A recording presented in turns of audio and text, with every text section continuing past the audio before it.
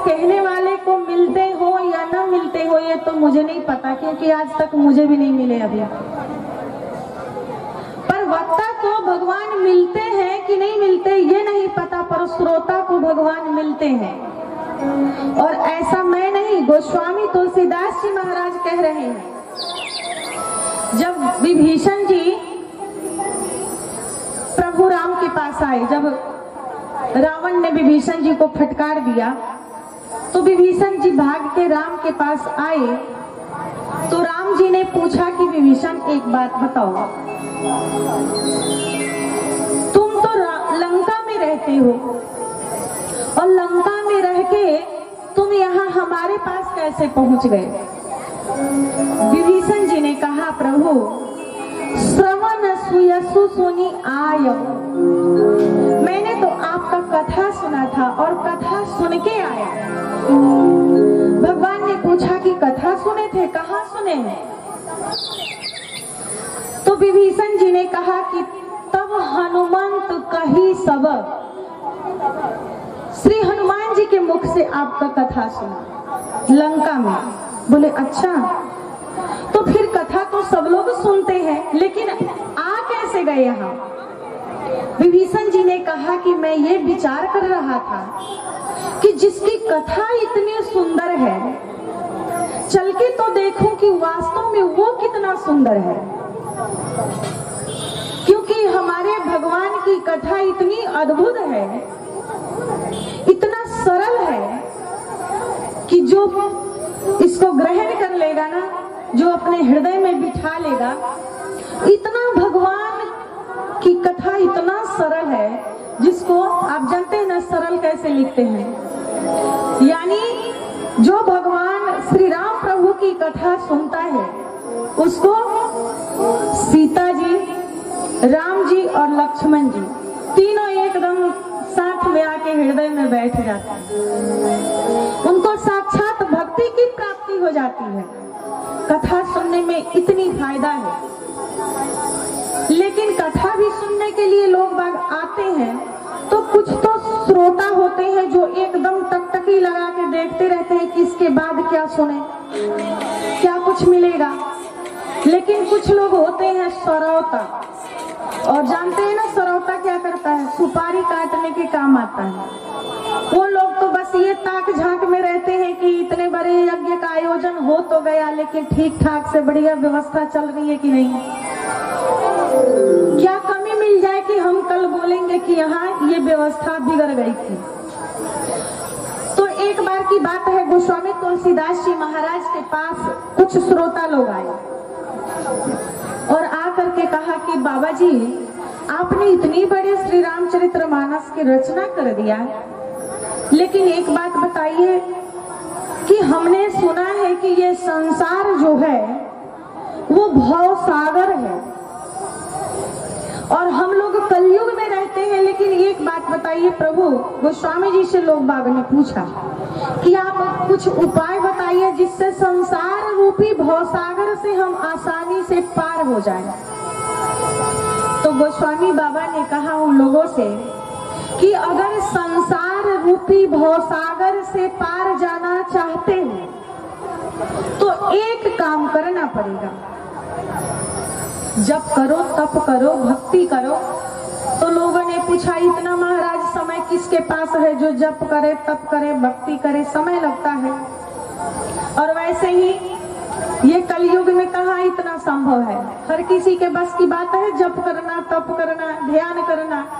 महाराज वैसे भी मन इतना चंचल है कि एक पल में यहाँ और पता नहीं एक पल में कहाँ से घूम के चला है। तो मन तो एकाग्र होता नहीं, तो आपकी भक्ति कैसे करेंगे? कोई सरल सा उपाय बताओ।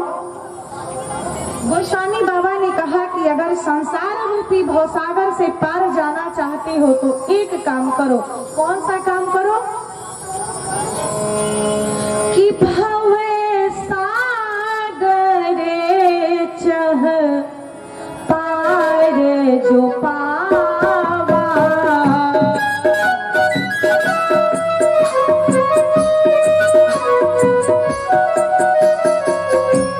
भव सागरे चह पार जो पावा।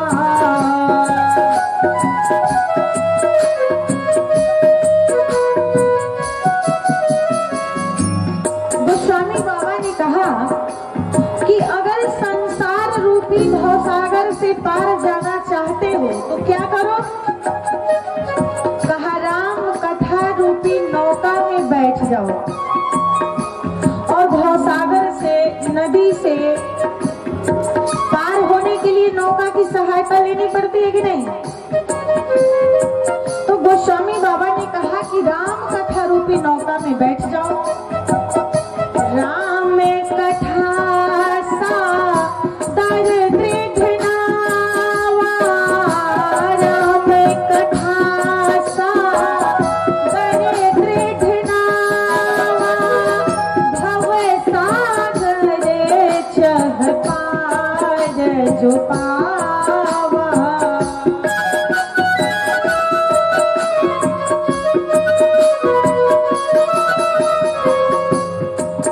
तो हर प्रकार के श्रोता होते हैं ना, तो किसी एक व्यक्ति ने खड़े होकर के कहा, महाराज आप कह रहे हो कि संसार भव सागर है।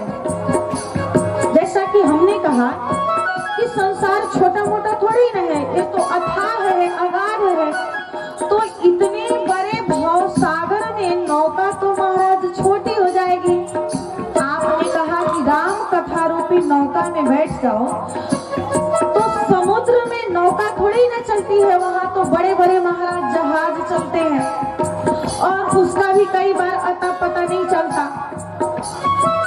तो महाराज आप थोड़ी और कृपा करें, कुछ और उपाय बताएं। तो गोस्वामी जी ने कहा, मन संतोष मोह भ्रम हरानी,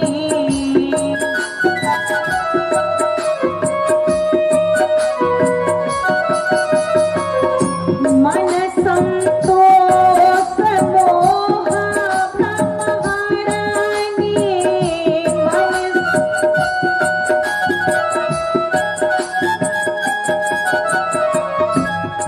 गोस्वामी बाबा ने कहा कि एक काम करो, राम कथा रूपी नौका में अगर बैठे हो तो अब भवसागर से थोड़ा छोटा कर दिया। गोस्वामी जी ने कहा क्या? राम कथा भव सरिता तारणी, राम कथा भव सरिता तारणी।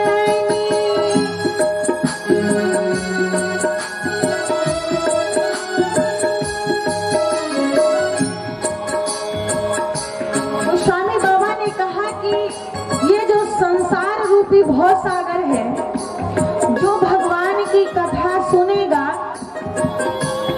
तो मन संतोष मोह भ्रम हरणी, और राम कथा भव सरिता तरणी। और सरिता जानते हैं किसको कहा जाता है? कहा नदी को। तो गोस्वामी बाबा ने कहा कि संसार रूपी भवसागर एक नदी के समान होगा उसके लिए जो राम कथा रूपी नौका में बैठा होगा। और नौका तो नदी में ही चलती है ना, अब तो कोई खतरा नहीं है, अब तो आराम से पार हो जाओगे। लेकिन लोगों ने उठ करके कहा, महाराज हमने सुना है कि नदी में भी कई बार बाढ़ आ जाता है, और जिस समय बाढ़ आता है तो बड़े बड़े बांध, बड़े बड़े पुल को पल भर में जाए श्री सीताराम। तो मान लीजिए हम राम कथा रूपी नौका में बैठे हो और नदी में नाव लेके जा रहे हो और उसी समय बाढ़ आ जाए तो बाढ़ आती है तो जल का प्रवाह बड़ा तेज होता है, उसमें हमारी नाव पलट गई तो गोस्वामी बाबा ने कहा कि अब क्या करें? लोगों ने कहा नहीं महाराज कुछ और कृपा करें, इतना से काम चलने वाला नहीं है। तो अब गोस्वामी जी कहते हैं क्या?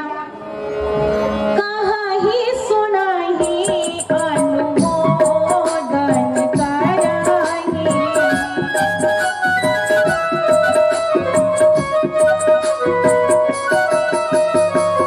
गोस्वामी जी ने कहा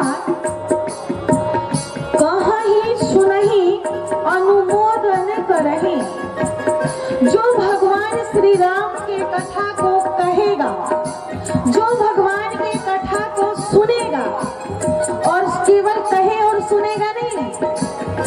अनुमोदन, उसके ऊपर विचार करेगा, अपने हृदय में धारण करेगा। उसके लिए क्या कहा गोस्वामी जी ने,